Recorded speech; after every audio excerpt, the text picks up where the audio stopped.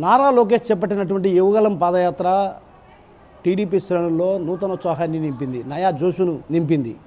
అయితే ఓవైపు కార్యకర్తల్లో ఉత్సాహాన్ని నింపితే నేతల్లో మాత్రం క్లాస్ పీకినట్టు తెలుస్తుంది. ఎందుకంటే ప్రధానంగా గత 4 ఏళ్లుగా కూడా టీడీపీ నేతలంతా కూడా ఇంటి పట్టున ఉండడం, అదేవిధంగా వ్యక్తిగత పనుల్లో బిజీగా ఉంటూ అడపాదడపా ప్రెస్ మీట్లు పెట్టి ఆ తర్వాత కనుమరుగవడం లాంటి పరిస్థితుల పైన కూడా అటు ప్రత్యేకించి ఎవరైతే కీలకమైన నేతలు ఉన్నారో వారికి క్లాస్ పీకినట్టు తెలుస్తుంది. అయితే ఎవరైతే నేతలు ఉన్నారో వారు అంటే పొట్ట కదలకుండా ఇంటి పట్టునే కూర్చున్న వారికి కూడా క్లాస్ పెరగడం జరిగింది.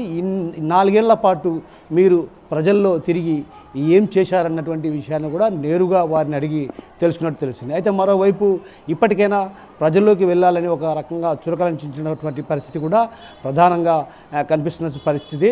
అయితే మరోవైపు ఏదైతే పార్టీ బలోపేతానికి ఎవరు కృషి చేసినా కూడా వారికి అండగా ఉంటామంటూ కూడా ఆయన ఓవైపు సంకేతాలు ఇచ్చిన పరిస్థితి. మరోవైపు ఎవరైతే నేతలు ఇంటి పట్టున ఉండడం, వ్యక్తిగత పనులు తీసుకుంటూ అడపాదడపా ప్రెస్ మీట్లకు పరిమితం అయ్యేవారు మాత్రం ఖచ్చితంగా ఈసారి హెచ్చరించినటువంటి పరిస్థితి. ఓ రకంగా నేతలతో సమావేశమైన సందర్భంగా కూడా పలువురు నేతలకు కూడా క్లాస్ పీకినట్టు తెలుస్తుంది. ఆ కీలక నేతలు ఎవరైతే ఉన్నారో వారందరికీ కూడా ఈ ప్రజల్లోకి వెళ్ళండి అంటే అన్నప్పుడు ఓ రకంగా లోకేష్కు అరెస్టులు ఏదైతే అక్రమ అరెస్టులు జరుగుతున్నాయన్నటువంటి కుంటి సాగు చెప్పే ప్రయత్నం చేయడంతో వారందరినీ కూడా వారించారు. ఏది ఏమన్నప్పుడు కూడా యువగలం పాదయాత్ర ఓవైపు కార్యకర్తల్లో నూతనోత్సాహాన్ని నింపితే నేతల్లో మాత్రం ఒక రకంగా టెన్షన్ వాతావరణం కనిపిస్తుంది.